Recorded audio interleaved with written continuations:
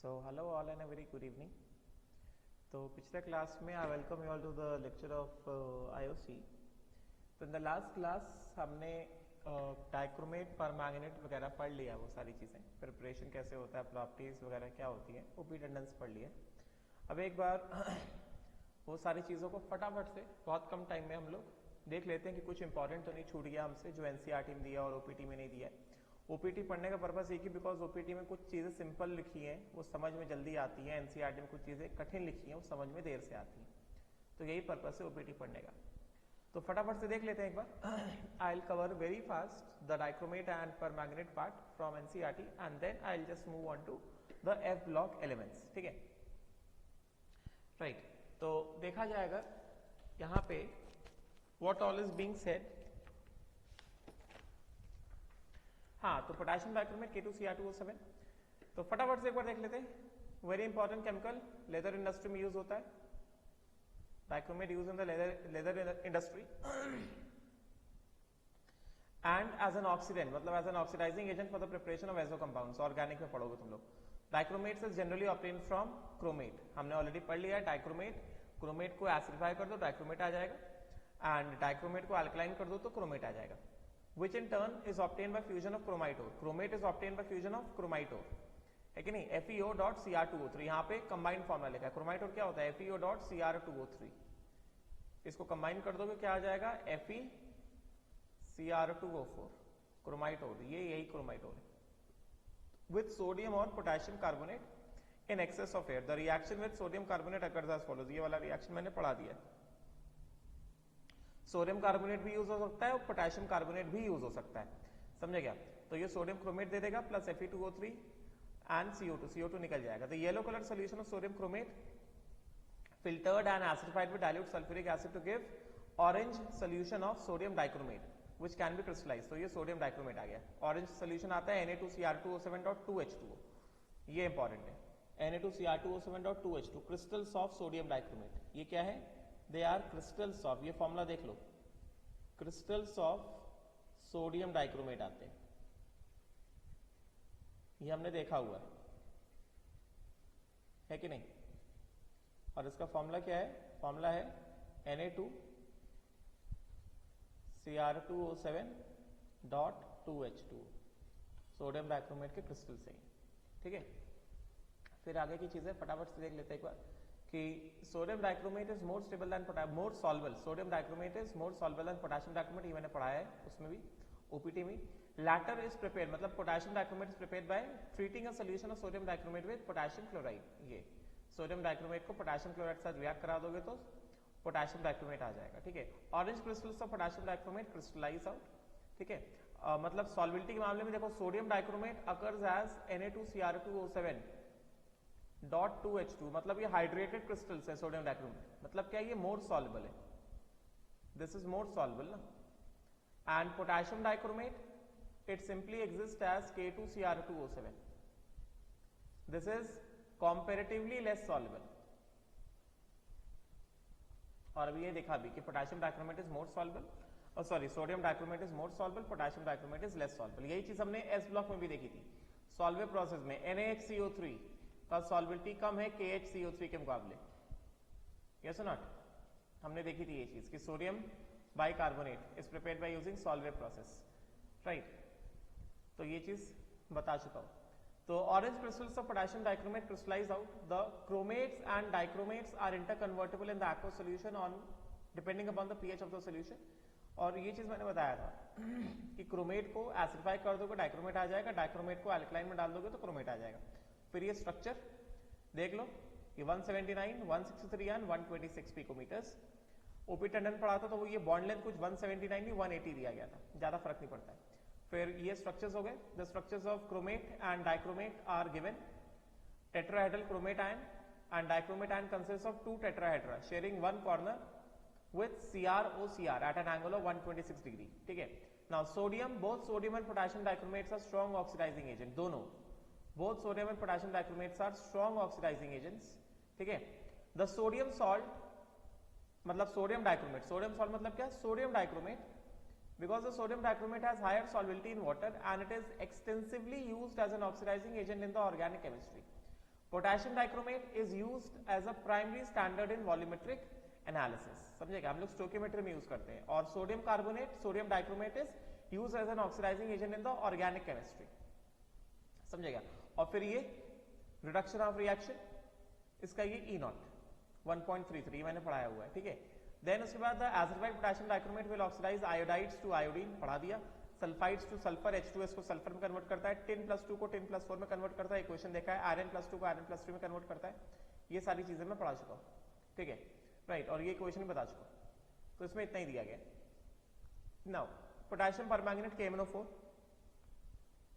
KMnO4 is prepared by the fusion of pyrolusite or MnO2 with an alkali metal hydroxide and an oxidizing agent such as KNO3. This produces a dark green K2MnO4. अब यहां से important है। Now this dark green K2MnO4 disproportionates in neutral or in acidic solution to give permanganate. कल हमने पढ़ा था जो K2MnO4 आया था, जो MnO4-2 आया था, MnO4-2 को ऑक्सीडाइज करना था परमैंगनेट में, मैंगनेट को ऑक्सीडाइज करना सब परमैंगनेट में, तो या तो हम लोग Cl2 यूज कर रहे थे या तो ओजोन यूज कर रहे थे। तो यहाँ पे तो सिंपली क्या हो रहा था, रिडॉक्स रिएक्शन हो रहा था, इंटरमोलिकुलर रिडॉक्स हो रहा था, ये परमैंगनेट बन रहा था। बट जब हमने इसको क्या किया था, हम जब इसको एसिडिक सोल्यूशन में डाला हमने CO2 के साथ, तो CO2 के साथ सोल्यूशन में क्या होता है, सोल्यूशन में CO2 कैसा होता है, एसिडिक होता है ना।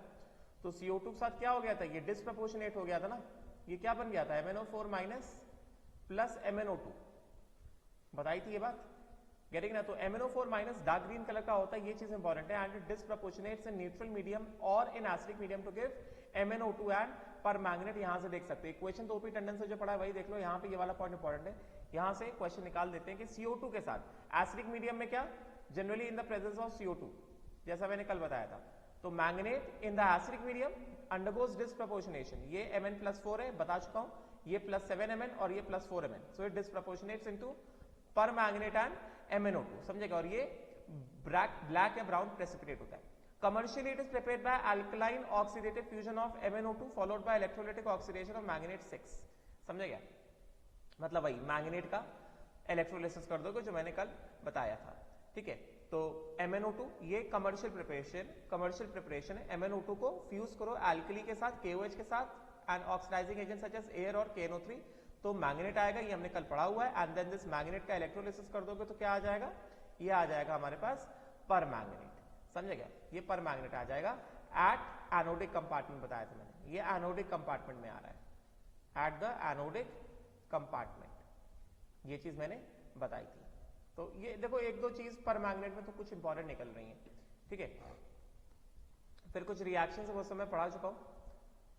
तो यहाँ पे लैब प्रिपरेशन मैंने कल पढ़ाया था कि लैब प्रिपरेशन क्या होता है, Mn+2 का ऑक्सीडेशन होता है इन the presence of परऑक्सी disulphate ion, ठीक है, या मार्शल एसिड का जो एनायन है, और ये Mn+2 ऑक्सीडाइज हो जाएगा किसमें, MnO4- में, एंड परऑक्सी डाइसल्फेट रिड्यूस हो जाएगा किसमें, सल्फर सल्फेट में, समझेगा। तो ये इंपॉर्टेंट रिएक्शन है लैब प्रिपरेशन, ये कल भी पढ़ाया था, लिखा हुआ है ओपी एनसीईआरटी में लिखा, मतलब एग्जाम में पूछा जा सकता है। Permanganate is dark purple almost black crystals are isostructural with those of KClO4, मतलब जैसा MnO4- होता है, ये इंपॉर्टेंट है, MnO4- एंड ClO4-, ये क्या है, ये परमैंगनेट है, दिस इज परमैंगनेट, ठीक है। और ये क्या है, ये परक्लोरेट है, they are isostructural, they both are what, isostructure, मतलब सेम स्ट्रक्चर है इनका, दे बोथ आर आइसोस्ट्रक्चरल, समझेगा। किस तरह से, ये परमैंगनेट का स्ट्रक्चर कल बनाया था हमने, किस तरह से, डीलोकलाइजेशन दिखाया था, यहां पे भी डीलोकलाइजेशन नहीं दिखा रहा हूं।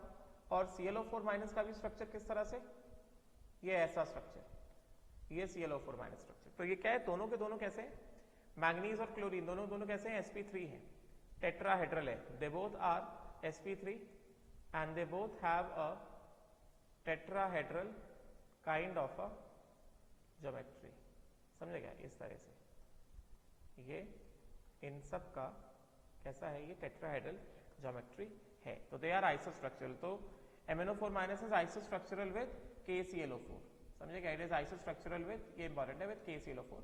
The salt is not very much soluble in water when heated at 513, ये हीटिंग इफेक्ट पढ़ाया था, हीटिंग इफेक्ट में KMnO4 को हीट किया तो magnet and MnO2 and oxygen में जाता है। और ये क्वेश्चन पूछा जाता है कि ऑक्सीजन आएगा कि नहीं आएगा, तो ऑक्सीजन इवॉल्व होगा। डाइक्रोमेट को भी हीट किया तो भी ऑक्सीजन आया था, पर मैग्नेट को भी हीट किया तो भी ऑक्सीजन आएगा, ये भी बता दिया। ठीक है, दो physical properties of considerable interest, intense colour and its weak temperature dependent paramagnetism. समझे क्या? राइट, तो ये इंपॉर्टेंट है। MnO4 माइनस हैज दो प्रॉपर्टीज, एक तो कलर उसका और एक ये week temperature dependent paramagnetism.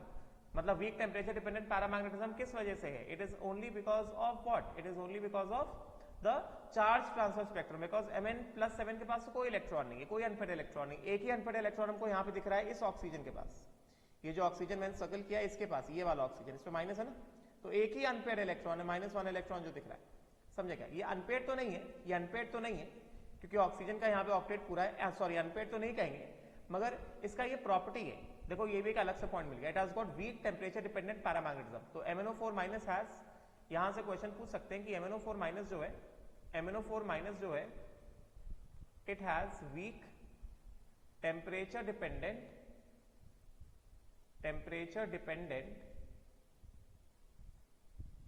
Paramagnetism.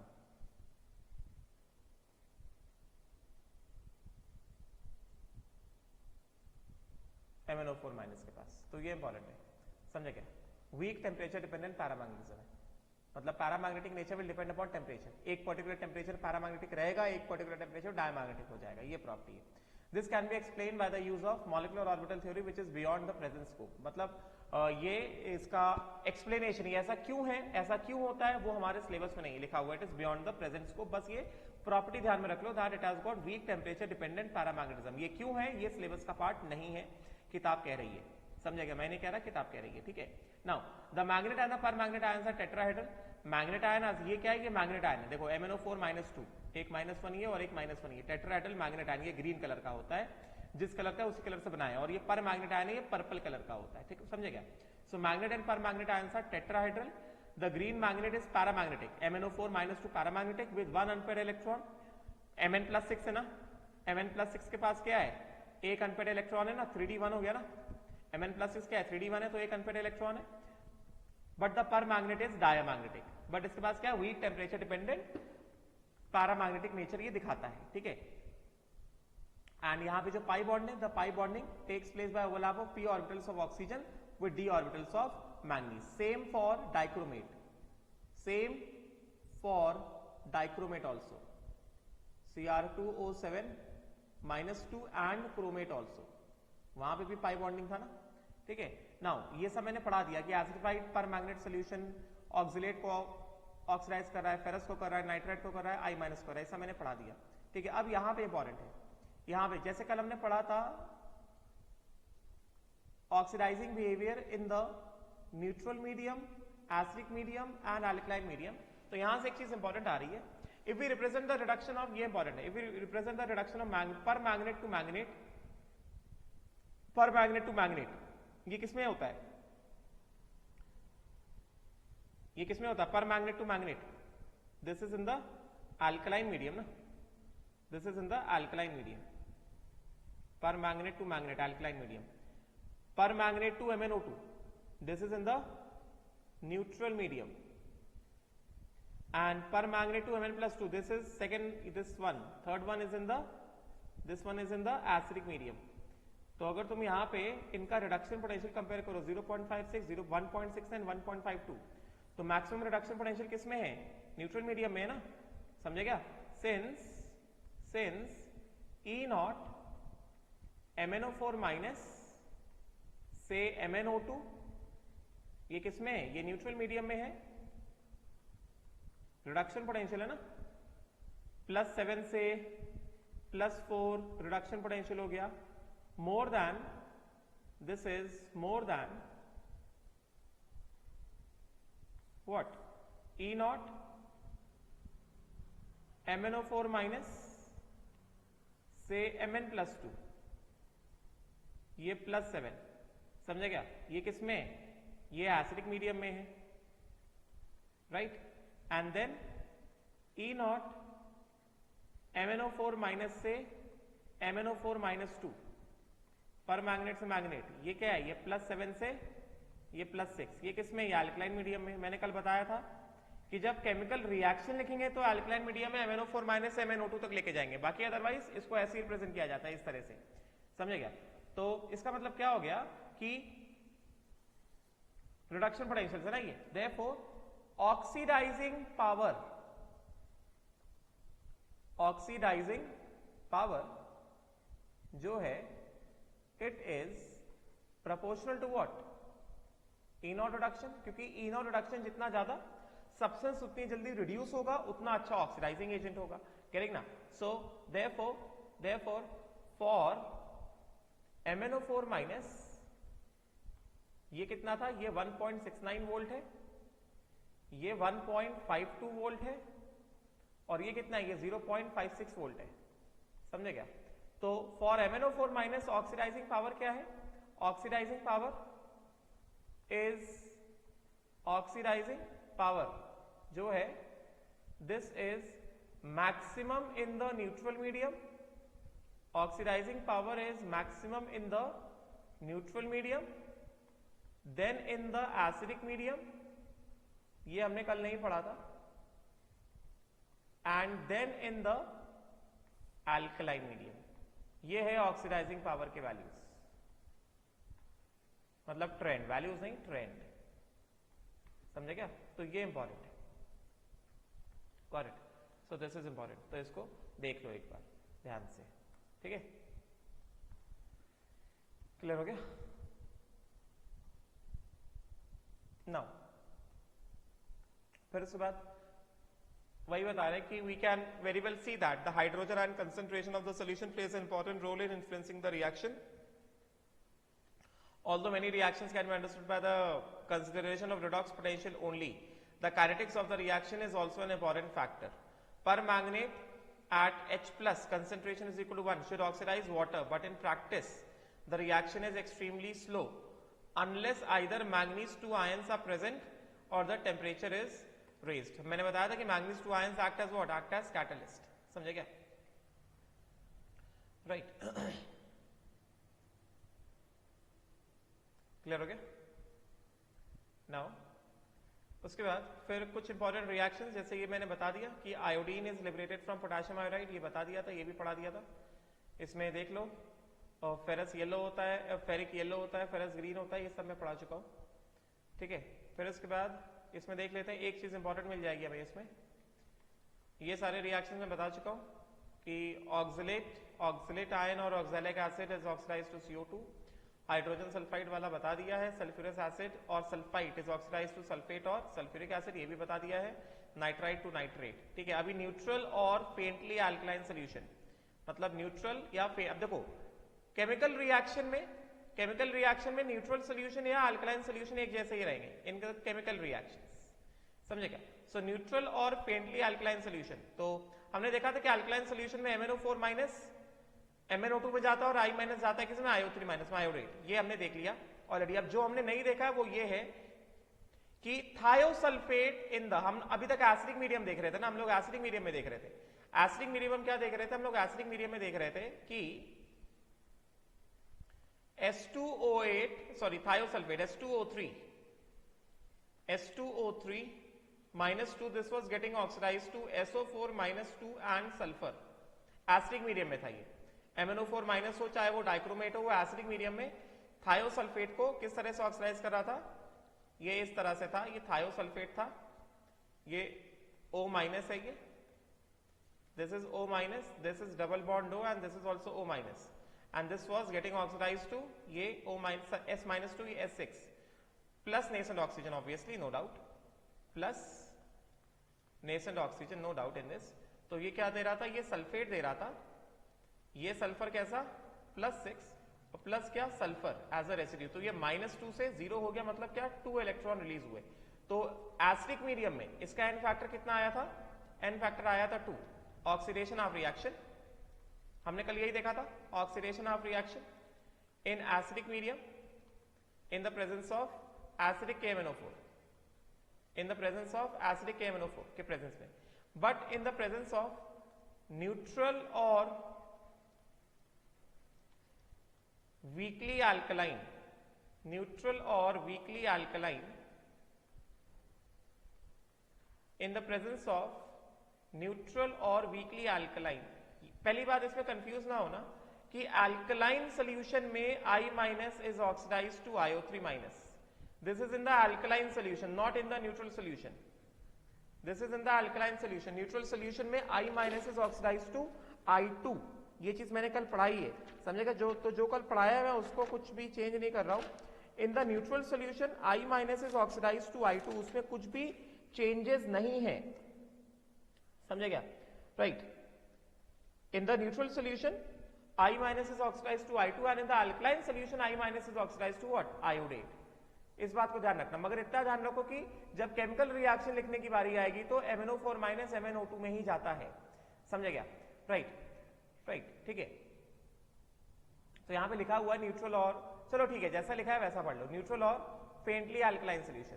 In the neutral solution और in the faintly alkaline solution I minus is oxidised to iodate. इसमें कोई दिक्कत नहीं, ठीक है। नाउ अभी उसके बाद क्या कहा जा रहा है अभी?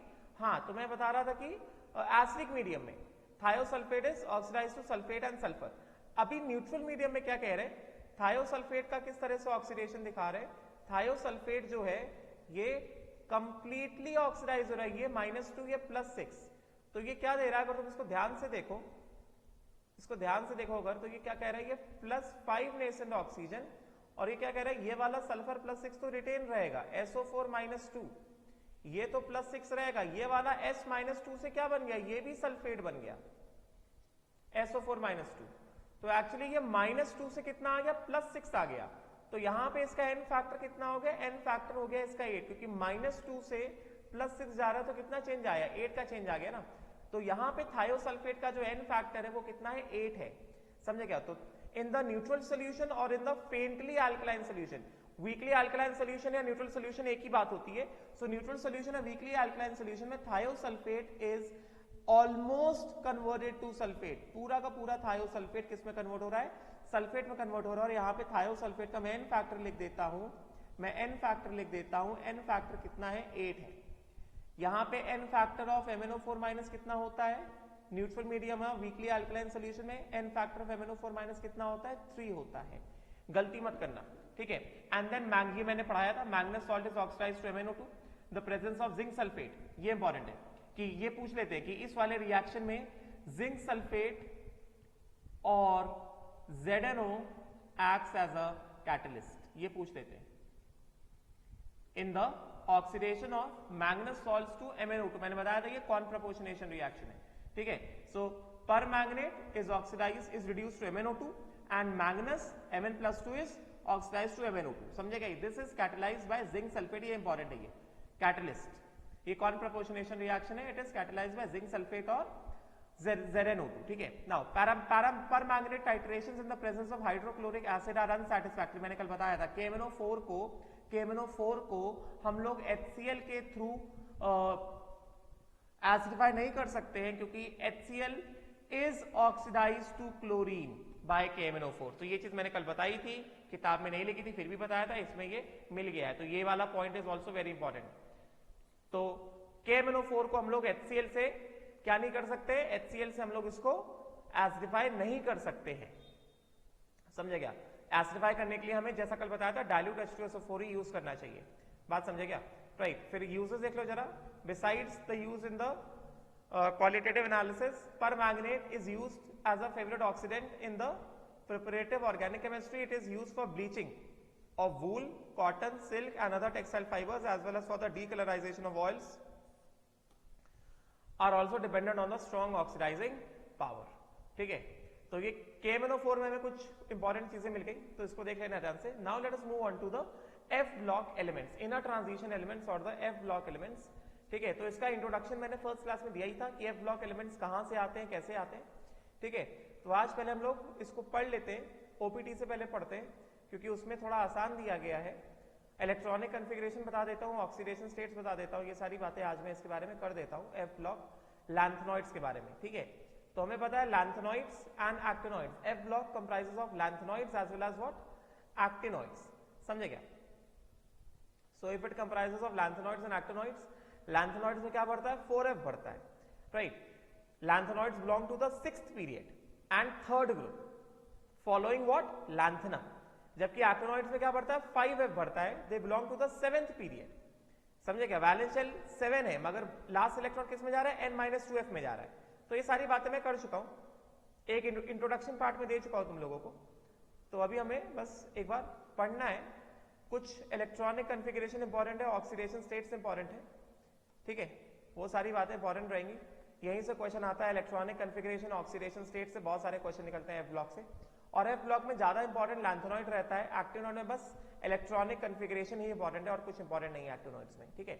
Now introduction part, F block elements, 28 elements from atomic number 58 to 71, getting now, that is 14 elements, and from atomic number 90 to 103, that is 14 elements have been arranged in the 2 horizontal rows below the periodic table। अभी ये पढ़ने से पहले अपने सामने periodic table खोल के बैठो, right, and they are collectively known as what, F block elements। मैं ये सब पढ़ा चुका हूँ, because the last or the differentiating electron in these atoms, in the atoms of these elements is entering one of the 7 f orbitals। f orbital 7 होते हैं ना, because the last electron enters n-2 f subshell। समझे क्या, और f subshell enters f orbitals of the anti-penultimate shell। मतलब क्या, next to the penultimate, मतलब क्या, third last energy level, मतलब यही n-2। This is anti-penultimate,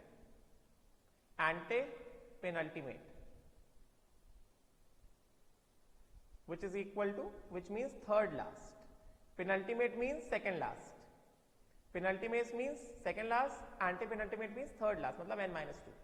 These elements are also known as inner transition elements, because ये important है, इनको inner transition elements क्यों बोलते हैं, इनको inner transition elements हम लोग इसलिए बोलते हैं क्योंकि the anti-penultimate shell, that is n-2f orbitals, lie very deep inside the kernel, being inner to the penultimate shell। क्योंकि इनको inner transition elements इसलिए बोलते हैं क्योंकि इनमें लास्ट इलेक्ट्रॉन एक ऐसे शेल में जा रहा है जो कि बहुत डीप इनसाइड लोकेटेड है। जैसे अगर हम लोग बात करें लैंथेनॉइड्स की, तो लैंथेनॉइड्स में 6 पीरियड का था ना, तो 6 पीरियड का इलेक्ट्रॉनिक कन्फिगरेशन क्या था, जेनन आएगा। मैंने कहा पीरियोडिक टेबल खोल के बैठो, 6 पीरियड का, अगर हमें 6 पीरियड का इलेक्ट्रॉनिक कन्फिगरेशन लिखना है तो नोबल गैसेस क्या होते हैं, helium, neon, argon, krypton, xenon and radon. This is first, second, third, fourth, fifth and this is sixth. तो अगर हमें 6 पीरियड को भरना है तो 6 पीरियड को भरना है तो 6 पीरियड यहां पे भरना स्टार्ट होगा ना, क्योंकि तो 5th पीरियड है ना, ये तो 5th पीरियड है। 6 पीरियड कहां भरना स्टार्ट होगा, 6 पीरियड इधर भरना स्टार्ट होगा ना, 5th पीरियड के नीचे, तो यहां पे 6 पीरियड भरना स्टार्ट हुआ। समझ में, यहां पे 6 पीरियड के एलिमेंट्स है, तो 6 पीरियड में इलेक्ट्रॉनिक कन्फिगरेशन क्या होगा, नियरेस्ट नोबल गैस क्या होगा, जेनन। समझे क्या, जेनन के बाद क्या होता है, हम लोग 6s में आते हैं, तो 6s2 भर जाता है, अगला इलेक्ट्रॉन 4f में जाना चाहिए मगर 4f में नहीं जाता, 5d में जाता है, एंड देन उसके बाद भरना स्टार्ट होता है लैंथेनॉइड्स 4f1 से 14। तो जो लास्ट इलेक्ट्रॉन जा रहे हैं, देखो ये क्या है, ये वैलेंस शेल है, this is for lanthanoids, yes और नॉट, ये लैंथेनॉइड्स का है, ये क्या है, ये वैलेंस शेल है, ये सेकेंड लास्ट शेल है और ये थर्ड लास्ट शेल है। जो लास्ट इलेक्ट्रॉन जा रहा है वो किस में जा रहा है, n-2f में जा रहा है, जो कि वैलेंस और पेनल्टीमेट के मुकाबले काफी डीप सीटेड है, it is very much deep inside the atom, that is why इनको क्या कहा जाता है, इनको कहा जाता है इनर ट्रांजिशन एलिमेंट्स। उसी तरह से अगर हम एक्टिनॉइड्स की बात करें तो क्या होगा, एक्टिनॉइड्स का इलेक्ट्रॉनिक कन्फिगरेशन रेडॉन, फिर क्या 7s2, देखो 6 पीरियड का नोबल गैस क्या है, रेडॉन है ना। इसके बाद कहां पे आते हैं, 7th पीरियड में आते हैं, तो रेडॉन के बाद क्या होगा, पहले रेडॉन भर जाएगा पूरा, फिर 7th पीरियड में आया तो 7s2 भर गया, फिर इलेक्ट्रॉन जाना चाहिए किसमें, 5f में, मगर कहां जाता है, 6d में जाता है, एंड देन 5f का फिलिंग अप स्टार्ट होता है 1 से लेकर 14 तक, गेटिंग ना। तो एक्टिनॉइड्स में भी जो लास्ट इलेक्ट्रॉन जा रहा है, कहां जा रहा है, 5f में जा रहा है, which is inside the atom as compare to valence and antepenultimate shell, that is why F block को क्या कहा जाता है, this is for actinoids,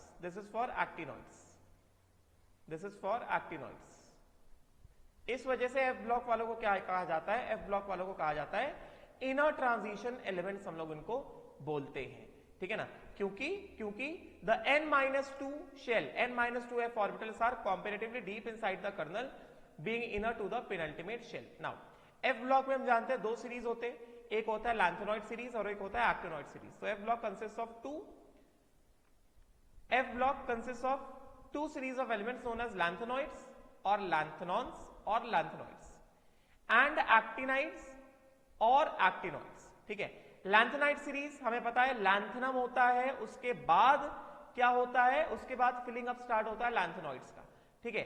lanthanum देखो, lanthanide series follows lanthanum atomic number 57 के बाद, ये चीज मैं पढ़ा चुका हूं, है कि नहीं, लैंथनम के बाद होता है, राइट। जैसे हमारे पास ये हो गया एटॉमिक नंबर, ये 6th पीरियड है, ये हो गए 2 s ब्लॉक के, है कि नहीं, 6 पीरियड है ना, ये हो गया 6s1, ये हो गया 6s2, समझे क्या।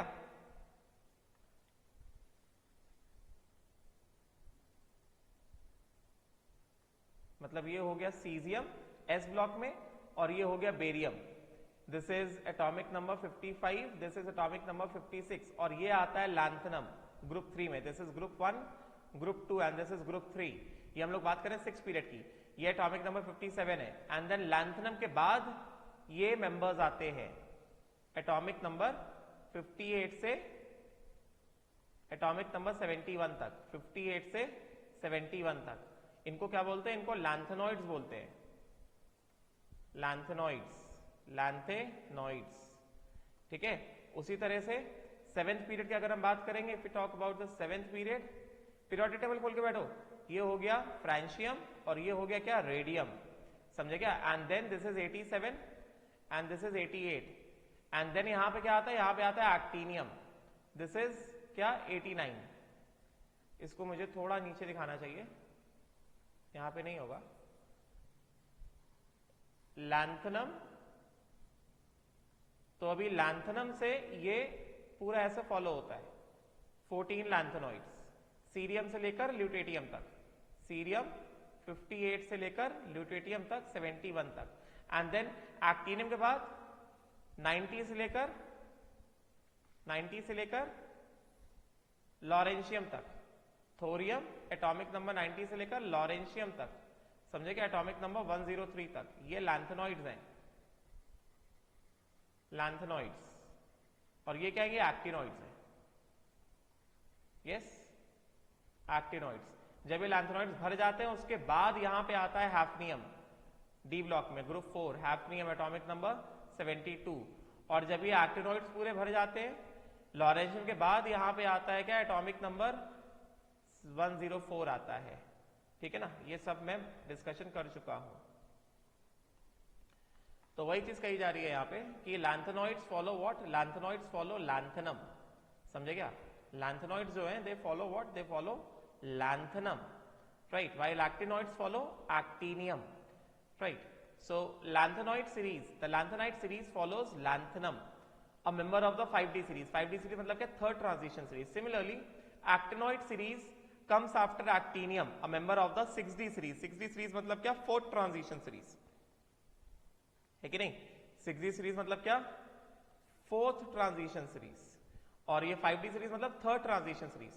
Now the 14 members of lanthanoid series have been placed along with lanthanum in the third group and 6th period of the periodic table. जैसे मैंने ऑलरेडी बताया था, तो थर्ड ग्रुप मैंने ऑलरेडी डिस्कशन कर चुका हूं, first lecture of D block और कोऑर्डिनेशन कंपाउंड जब पढ़ा रहा था तब भी डिस्कशन किया था। I have already discussed it कि जो 14 लैंथेनॉइड्स हैं, यहाँ पे जो 14 लैंथेनॉइड्स हैं, ये जो मैंने बनाया, ये जो 14 लैंथेनॉइड्स हैं, दे ऑल, ये इनका पोजीशन क्या है, ये 14 lanthanoids, they belong to which part of periodic table, they belong to third group and 6th period. उसी तरह ये जो 14 एक्टिनॉइड्स हैं, they belong to third group and 7th period of the periodic table. मतलब periodic table का ये वाला जो स्लॉट है, इस वाले स्लॉट में लैंथनम है और लैंथेनॉइड्स है, मतलब इस वाले स्लॉट में कितने हैं, 15 एलिमेंट हैं, डिस्कशन किया है। उसी तरह इस वाले स्लॉट में third group and 7th period में कितने एलिमेंट्स हैं, एक्टिनियम और 14 एक्टिनॉइड्स, कितने, 15 एलिमेंट्स है। I have already discuss this, समझे क्या, राइट। तो ये सारी चीजों का मैं डिस्कशन कर चुका हूं, ठीक है। फिर उसके बाद क्या कहा जा रहा है, फिर then they are saying that कि similarly actinide series follows actinium, member of the 6D. The 14 members of lanthanoids have been placed along with lanthanum in the third group and sixth period. Similarly, 14 members of the actinide series have been placed along with actinium in the third group and the seventh period. तो ये position बता रहा है, lanthanoids and actinoids का position बता रहा है, ये important है. I've already discussed this thing with you people. Right now, the justification for, अब ये important है कि आखिर ऐसा क्यों है कि 14 elements को lanthanum के साथ क्यों रखा है, शायद मैंने ये भी बताया है. The justification for assigning one position to these elements has been given on the basis for their similar properties. मतलब the properties are so similar that the 15 elements from lanthanum and 14 lanthanoids, cerium से लेकर lutetium तक, can be considered as equivalent to one element. मतलब सभी lanthanoids को lanthanum के साथ क्यों रखा गया है, क्योंकि the properties of lanthanoids are similar to lanthanum. यहां पे क्या बता रहे हैं, properties of lanthanoids, they are saying that properties of lanthanoids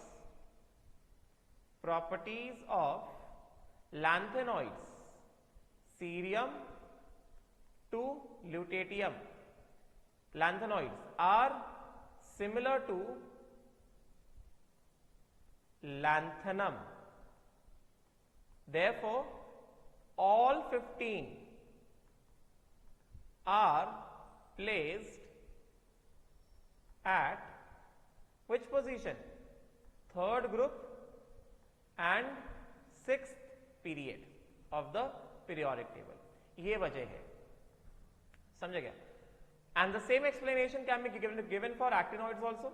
The same explanation can be given for in case of actinoids.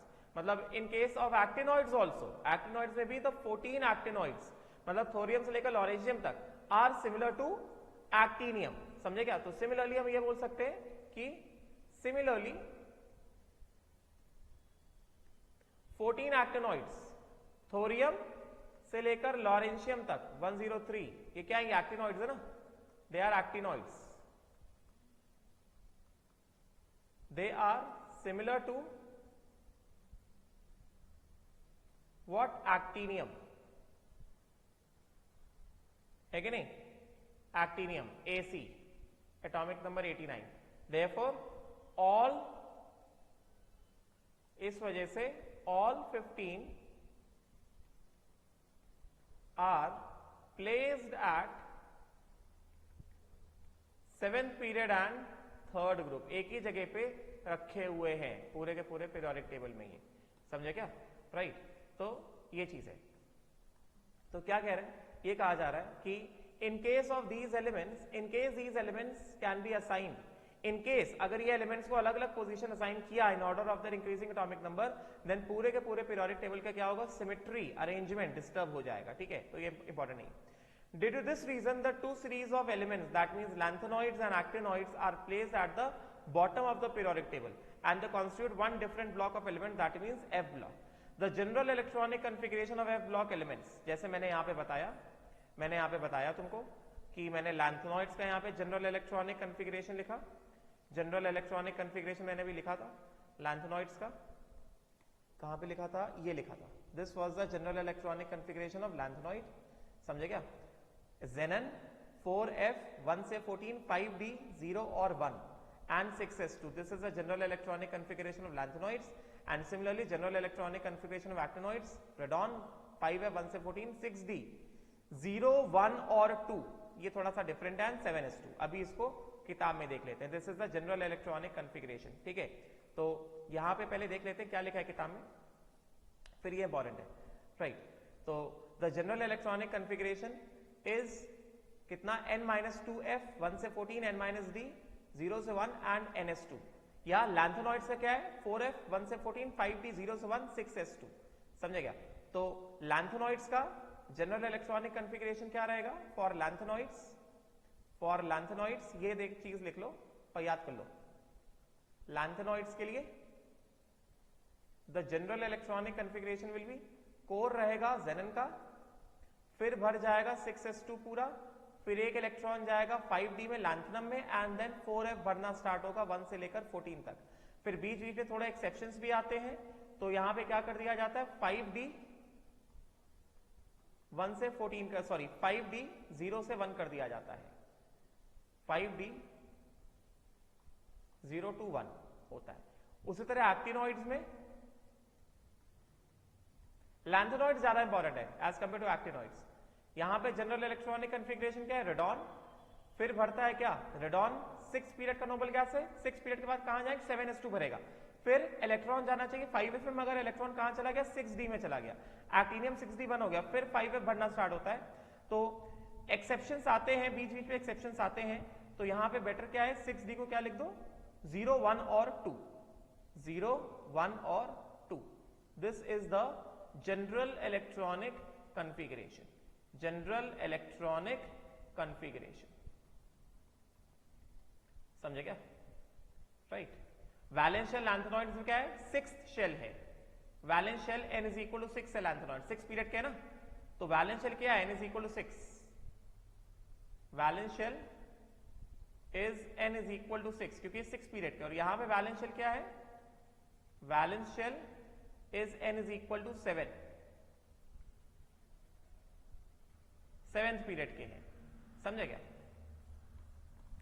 जो वैलेंस शेल होता है वही पीरियड नंबर होता है, right. Now let us talk about the lanthanoids, that means कुछ important बातें लिखी, ये 14 मेंबर्स हैं सीरियम से लेकर, देखो लैंथेनॉइड्स में लैंथेनम इंक्लूड नहीं होता, lanthanoids are from atomic number 50, it does not include lanthanum, समझे क्या, तो लैंथेनॉइड आर फ्रॉम सीरियम से लेकर ल्यूटेटियम तक, 58 से 71 तक, does not include lanthanum, lanthanum is a D block member, F block का नहीं है, लैंथेनॉइड इंक्लूड सीरियम से लेकर ल्यूटेटियम तक। In this series 4f orbitals are gradually filled up. In the past 3 elements, in the past, these elements were known as rare earth. But this name is not appropriate because many of these elements are not particularly rare. अब ये important है, यहां पे जैसे हमने पढ़ा था कि डी ब्लॉक में सिर्फ एक ही रेडियो एक्टिव एलिमेंट होता है, ट्रांजिशन एलिमेंट्स में मतलब ट्रांजिशन एलिमेंट्स में जो हमारा सेकेंड ट्रांजिशन सीरीज आया था उसमें एक ही रेडियो एक्टिव मेंबर था, वो क्या था, टेक्नीशियम था। बाकी जो हमारा 6d सीरीज है उसमें तो कई सारे मेंबर्स रेडियो एक्टिव है, लगभग सभी मेंबर्स रेडियो एक्टिव होते हैं। उसी तरह से लैंथेनॉइड्स में भी सिर्फ एक ही मेंबर है जो कि रेडियो एक्टिव, वो क्या है, प्रोमेथियम, तो ये इंपॉर्टेंट है। लैंथेनॉइड्स में प्रोमेथियम जो है वो कैसा है, वो रेडियो एक्टिव एलिमेंट है। It occurs only in traces in uranium ores, half life is 2.64 years. तो इसमें ध्यान रखना क्या है कि लैंथेनॉइड्स में जो 14 लैंथेनॉइड्स हैं, सीरियम से लेकर ल्यूटेटियम तक जो 14 लैंथेनॉइड्स, उसमें एक मेंबर क्या है, एक मेंबर रेडियो एक्टिव है जिसका नाम है प्रोमेथियम, ठीक है।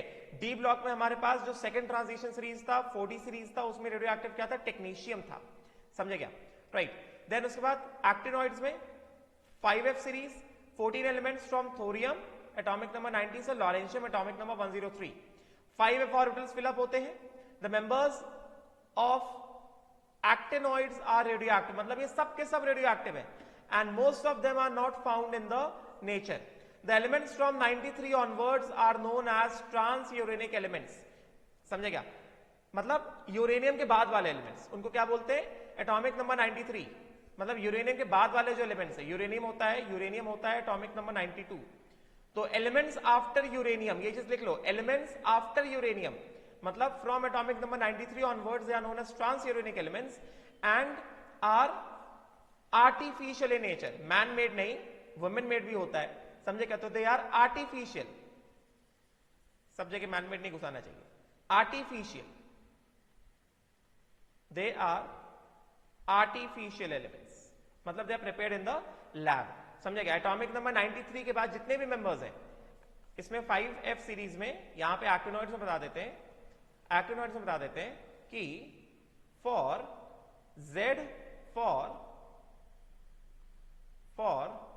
z more than 92, all members are radioactive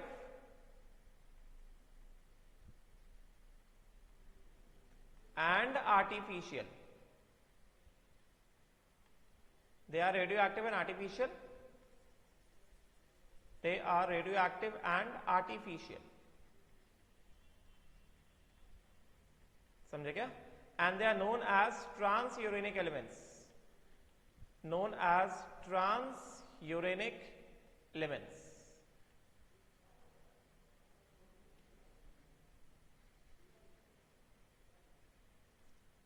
समझे क्या? यूरेनियम भी रेडियो एक्टिव होता है। Now general features of the lanthanoids, ठीक है। तो फर्स्ट ऑफ ऑल, जैसा हमने लैंथेनॉइड्स पढ़ना बहुत जरूरी है, उसका इलेक्ट्रॉनिक कॉन्फ़िगरेशन एंड ऑल जितना भी हमने पढ़ा था वो सारी चीजें जरूरी है। जैसे हमने डी ब्लॉक के मेंबर्स को निमोनिक्स के फॉर्म में याद किया, उसी तरह हमें लैंथेनॉइड्स को भी निमोनिक्स के फॉर्म में याद करना पड़ेगा, ठीक है। So I am just giving you the mnemonics for lanthanoids, तो इसको ध्यान से देखना और इसको पढ़ने की कोशिश करना। पहले हम लोग एलिमेंट्स याद कर लेते हैं, फिर हम लोग इनके इलेक्ट्रॉनिक कॉन्फ़िगरेशन में आएंगे। Electronic configuration as well as oxidation states are very important, ठीक है। So 4f series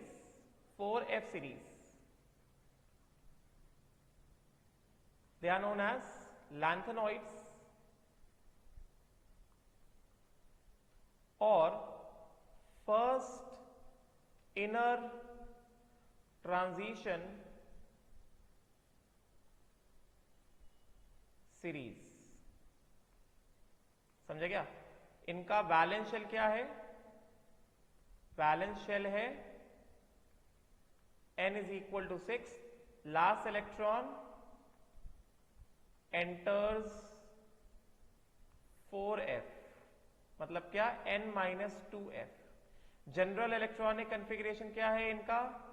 xenon 4f 1 से 14 5d 01 6s2, ये इनका जनरल इलेक्ट्रॉनिक कॉन्फ़िगरेशन है। अभी चलो हम लोग इनके मेंबर्स देखते हैं कि इनके मेंबर्स को हम लोग कैसे याद कर सकते हैं। पहले मैं सारे मेंबर्स लिख देता हूं, फिर मैं नाम बताऊंगा। तो first of all we have atomic number 58, we have cerium. Then उसके बाद देन वी हैव प्रेसियोडाइमियम। थोड़ा स्पेस देके लिख रहा हूं बिकॉज निमोनिक्स लिखना पड़ेगा। 59 प्रेसियोडाइमियम। देन वी हैव नियो, बहुत सिंपल अभी याद करा दूंगा, देखो लेक्चर भर में याद हो जाएगा। Neodymium. Then we have promethium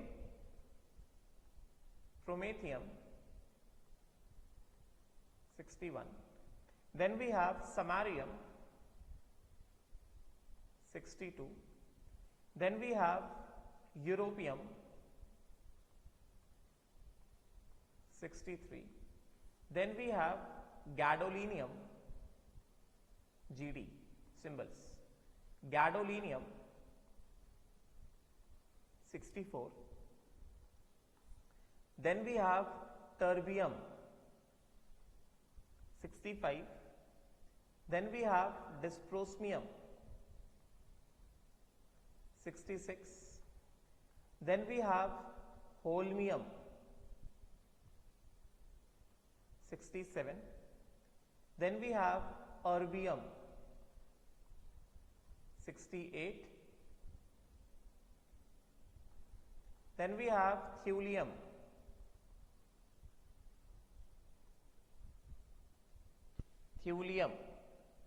समझे क्या? इसका सिंबल है, सिंबल लिख रहा हूं ना यहाँ पे मैं, ये है thulium 69. Then we have ytterbium 70 and then we have lutetium 71. तो पहले मैं क्या करता हूं, पहले मैं इनके first of all I just write down the names. Cerium, समझे क्या? देन उसके बाद I just give you the mnemonics, पहले नाम देख लो। Then we have praseodymium, praseodymium, समझे क्या? Then we have neodymium, neodymium. Then this is promethium,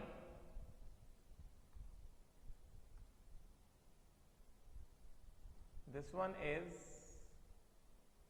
promethium.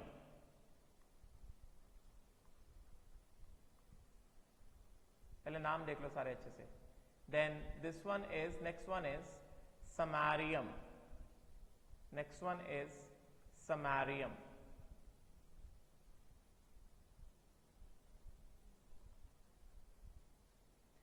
Then next one is europium. EU से the name is europium. The name is europium. The name is europium. PIUM. Then next we have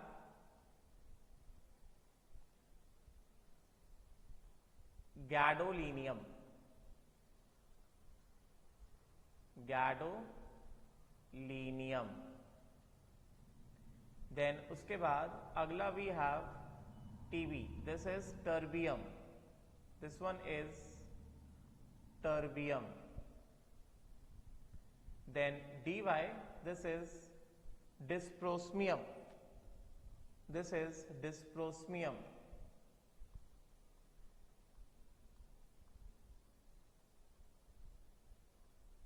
Then next one is holmium. Next one is holmium.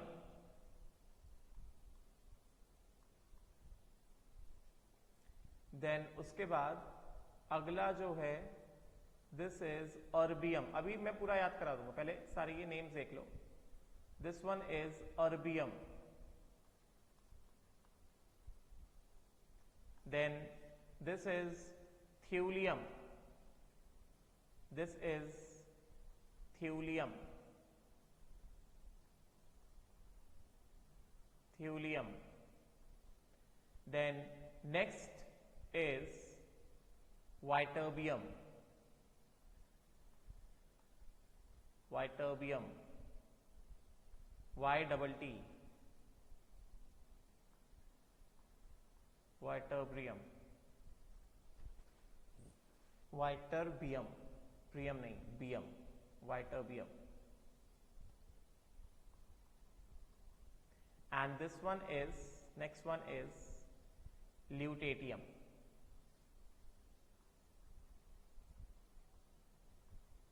समझे क्या? तो पहली बात ये जो है they are the members of 4F series. ये जो है ये 4F सीरीज के मेंबर्स हैं. ठीक है. अच्छा, अब चलो हम लोग इसको देखते हैं कि इसको कैसे याद किया जाए. ठीक है. तो ये सीरियम है ना, सीरियम है, तो हम लोग इसको कैसे ध्यान में रखे जाए, कैसे ध्यान में रखा जाए. सीरियम से हम इसको कैसे ध्यान में रख सकते हैं. ऊपर लिखता हूं मैं. सीरियम से, सुनते जाना, निमोनिक्स अच्छे निमोनिक्स हैं. सीना मतलब चेस्ट. ठीक है.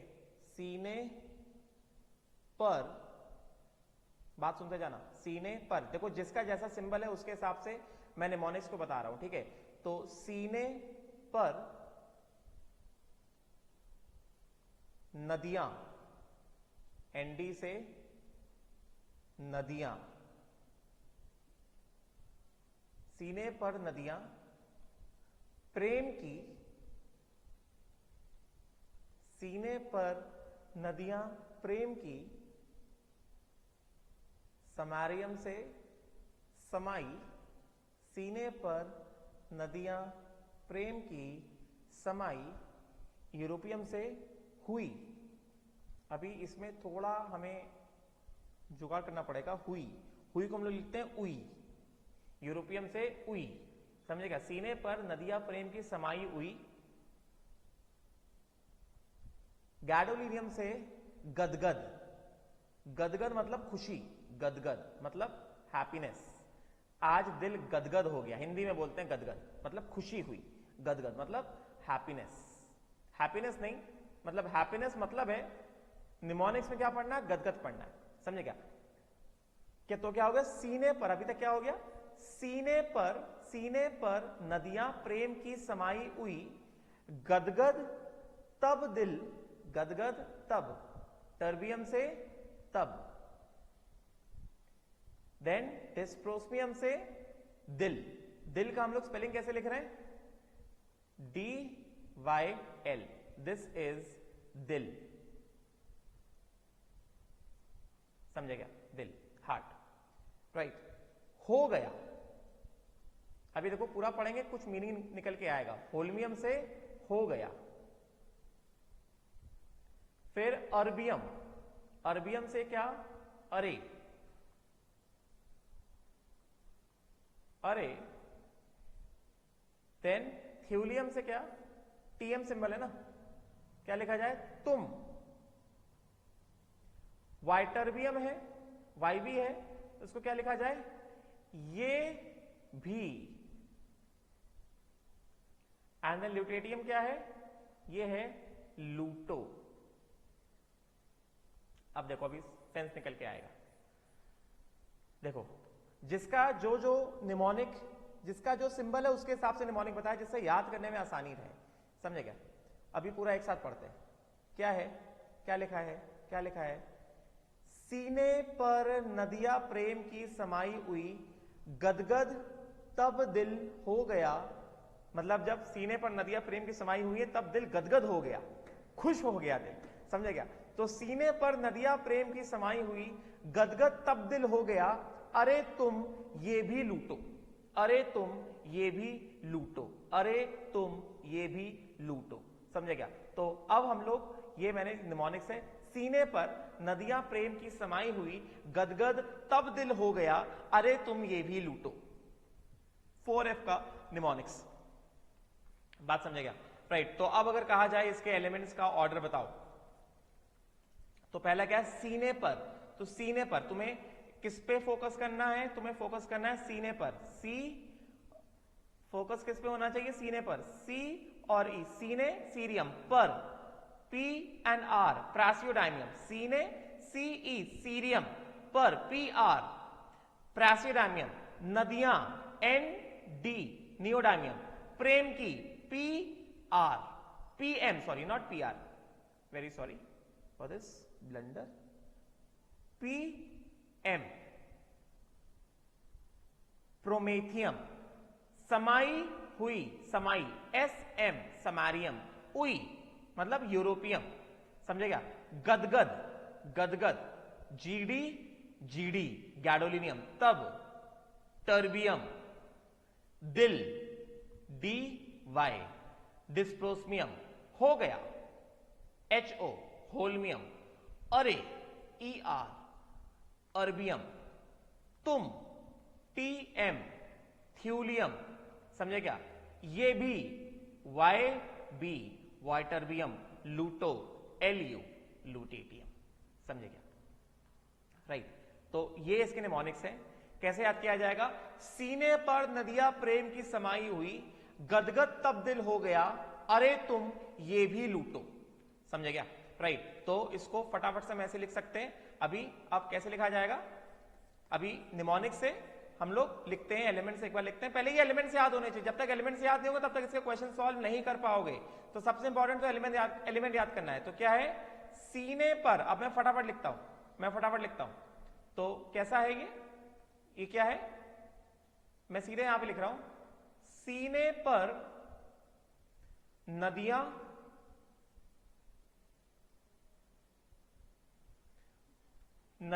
प्रेम की समाई हुई, हुई नहीं उई, समझे क्या, उई। फिर क्या है, गदगद, गदगद माने खुश, गदगद तब दिल, तब दिल हो गया, गदगद तब दिल हो गया, अरे ई आर अरे, तुम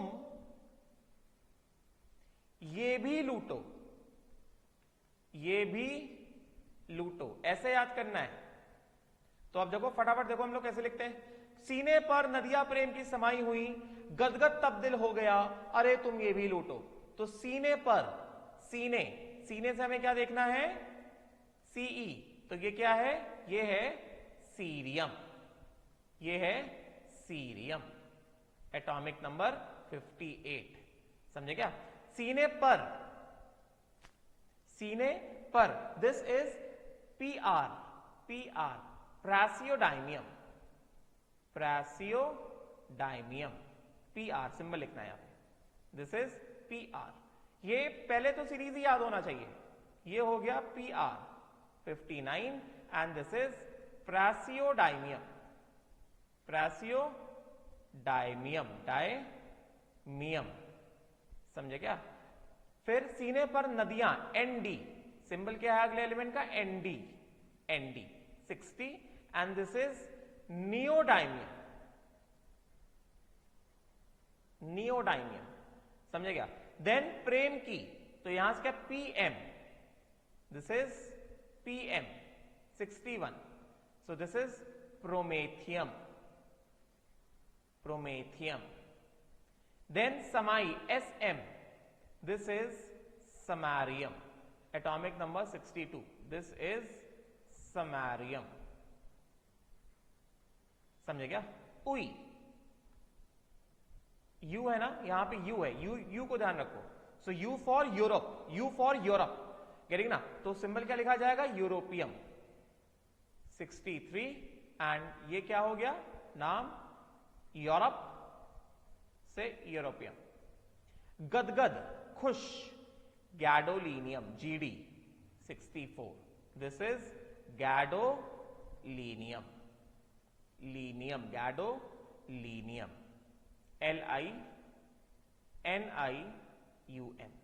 समझे क्या।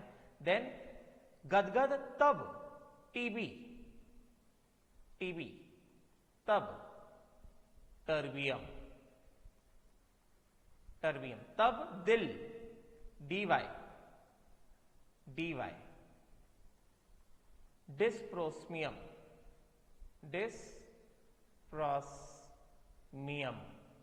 गदगद तब दिल, हो गया का हो, दिस इज HO, सिंबल क्या लिया जाएगा, सिंबल लिया जाएगा HO, गदगद तब दिल हो गया, HO 67, this is holmium. Then अरे, ER,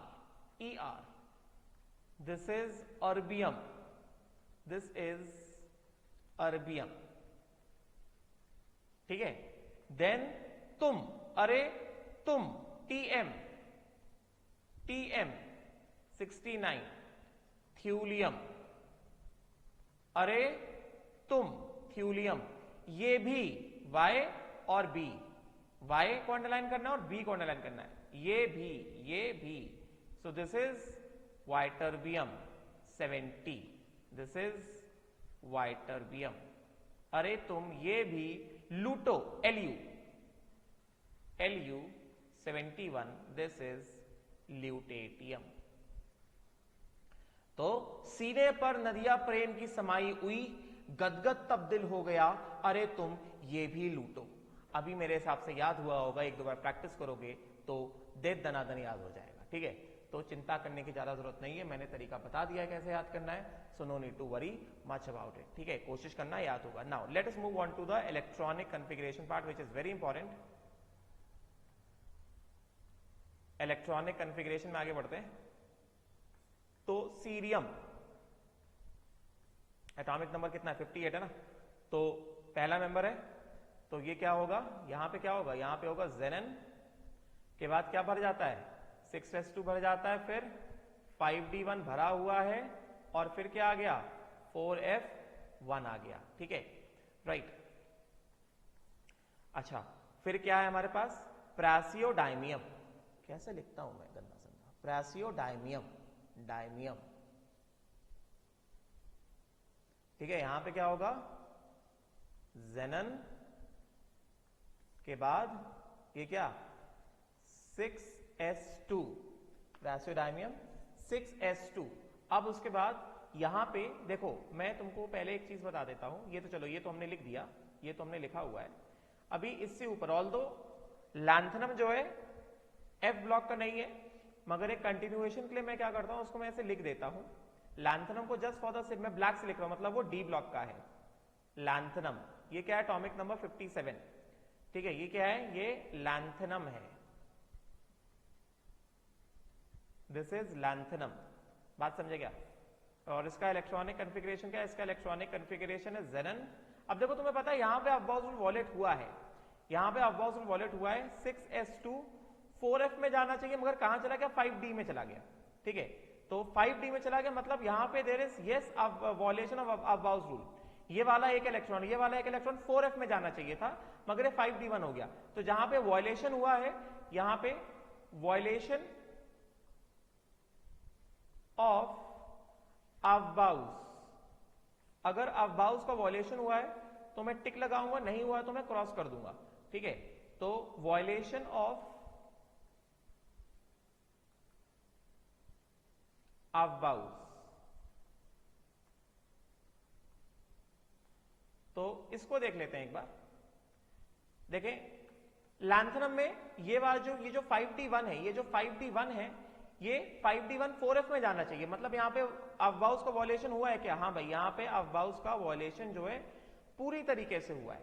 फिर सीरियम, क्योंकि लैंथनम क्या होना चाहिए, लैंथनम एक्सपेक्टेड था 4f1, तो सीरियम एक्सपेक्टेड था 4f2, मगर ये क्या है 4f1 5d1 6s2, तो यहां पे वॉयलेशन हुआ है क्या? हाँ भाई, यहां पे भी वॉयलेशन हुआ है। सुन लो ध्यान से, मैंने क्या कहा, लैंथनम एक्सपेक्टेड क्या था, लैंथनम एक्सपेक्टेड था 4f1, तो सीरियम में जो अगला इलेक्ट्रॉन जाना चाहिए 4f2 में जाना चाहिए, मगर ये क्या है 4f1 ही है, 5d1 6s2, तो यस सीरियम में भी अफबाउस रूल का वॉयलेशन हुआ है।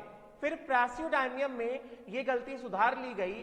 प्रासियोडायमियम में एक्सपेक्टेड क्या था, लैंथनम एक्सपेक्टेड क्या था 4f1, सीरियम एक्सपेक्टेड क्या 4f2, प्रासियोडायमियम एक्सपेक्टेड क्या 4f3, तो ये गलती प्रासियोडायमियम में सुधार ली गई और ये हो गया 4f3 5d0 6s2, मतलब ये वाला जो इलेक्ट्रॉन है 5d वाला जो इलेक्ट्रॉन है ट्रांजिशन कर गया 4f में, और जो इलेक्ट्रॉन आया नेक्स्ट वाला इलेक्ट्रॉन आया वो 4f में गया। तो यहां पे प्रासियोडायमियम में गलती सुधार ली गई। अफबाउस रूल का वॉयलेशन हुआ है क्या प्रासियोडायमियम में? नहीं हुआ है, समझ गया। फिर क्या है, फिर है नियोडायमियम।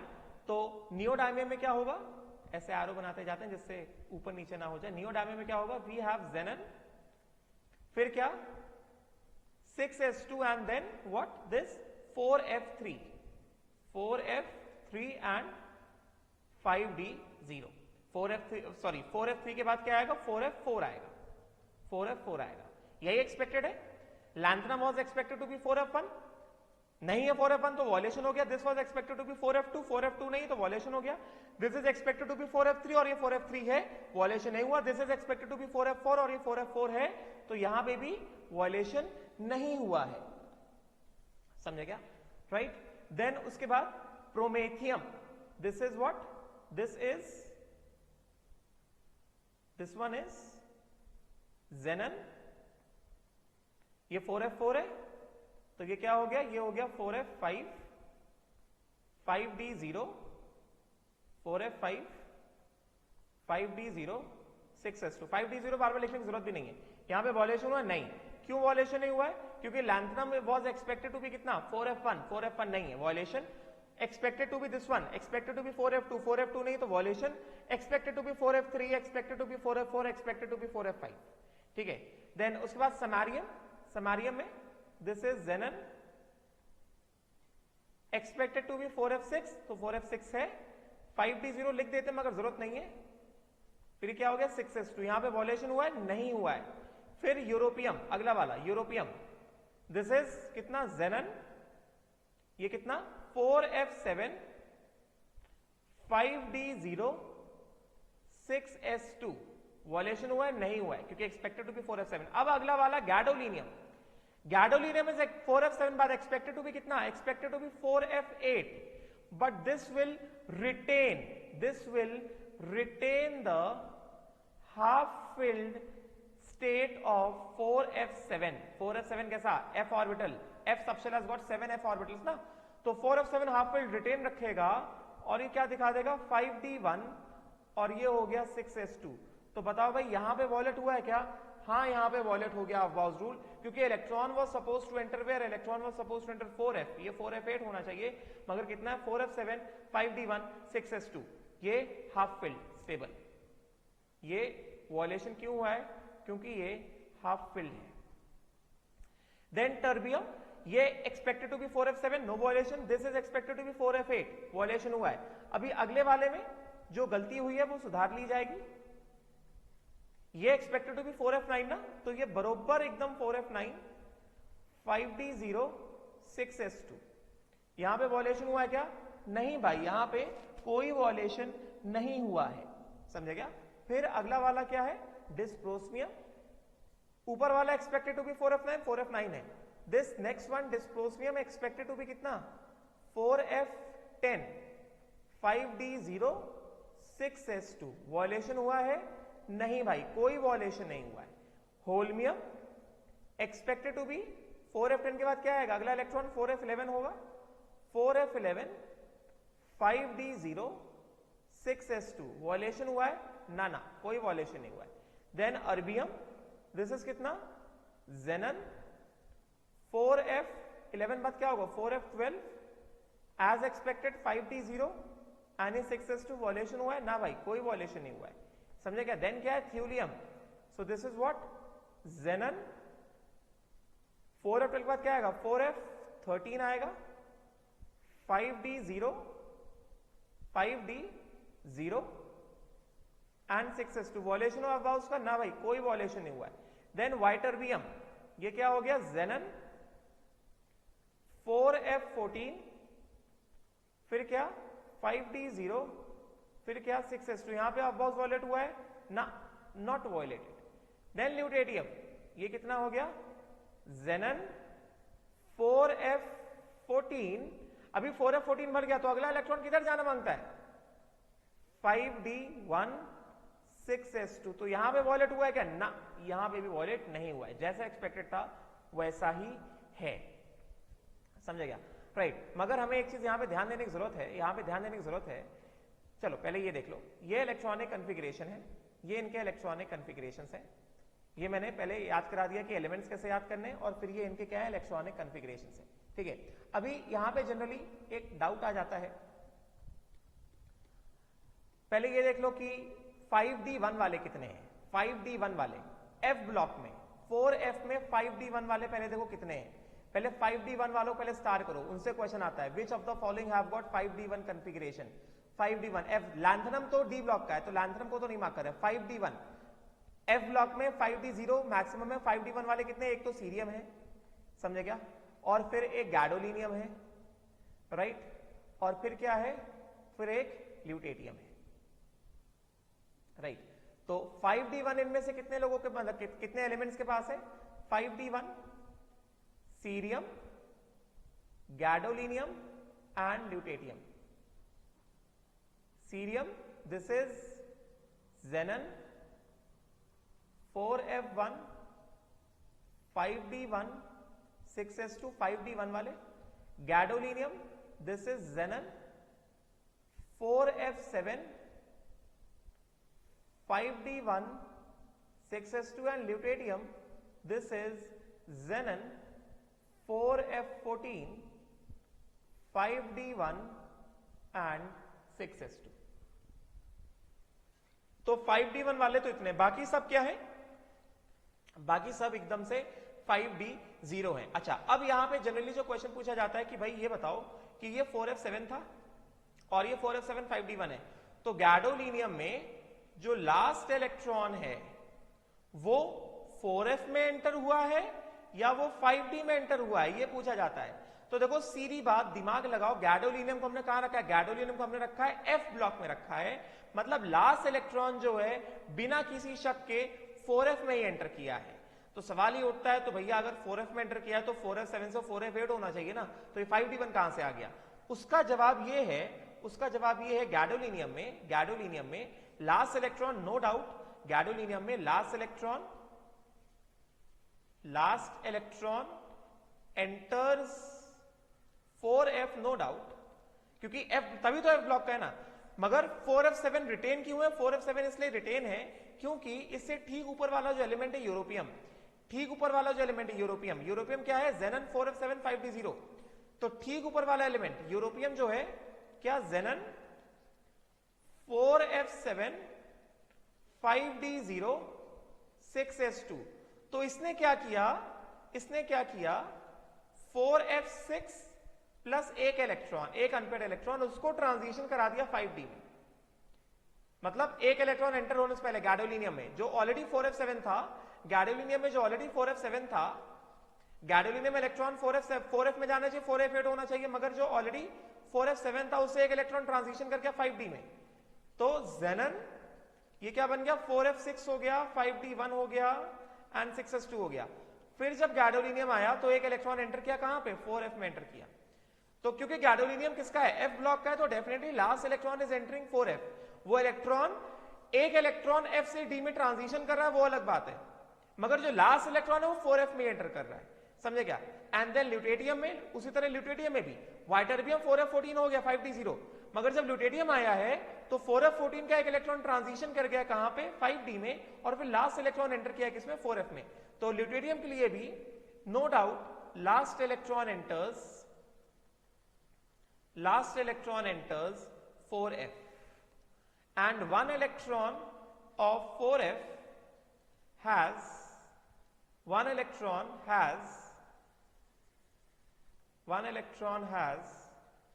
shifted from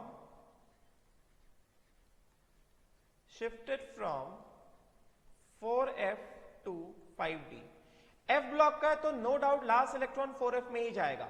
उसी तरह यहां पे भी बता देंगे, gadolinium last electron enters 4f and one electron shifts from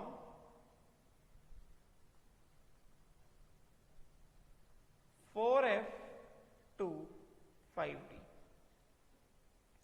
तो पहले तो यही देख लो कि 5d1 वाले पूरे के पूरे इसमें 5d1 वाले तीन ही है, सीरियम है, गैडोलिनियम है और ल्यूटेटियम है, समझे क्या। सीरियम पहला, दूसरा, तीसरा, चौथा, पांचवा, छठा, सातवां, मतलब first member, first, 7th and 14th, they have got what, 5d1, first member, 7th member and 14th member, they have got 5d1 configuration। ठीक है, अभी बच गया हमारा ऑक्सीडेशन स्टेट्स, तो ऑक्सीडेशन स्टेट वाला काम है उसको हमें कल डिस्कशन करता हूं, आज अभी टाइम भी हो गया काफी, तो will stop here, thank you. ये आज मैंने जितना पढ़ाया, एक तो केमिनोफोर वाले मैंने कुछ एक्स्ट्रा बातें बताई, एक्स्ट्रा बातें एनसीईआरटी को रीड कराया, उसको अच्छे से पढ़ना, एंड देन ये मैंने जितना ये वाला पोर्शन और ये इलेक्ट्रॉनिक कन्फिगरेशन, निमोनिक्स, नेम्स, इन सारी चीजों को अच्छे से पढ़ना, और ये जितना भी इंट्रोडक्शन दिया है वो सारी चीजों को अच्छे से पढ़ो। Will stop here, thank you.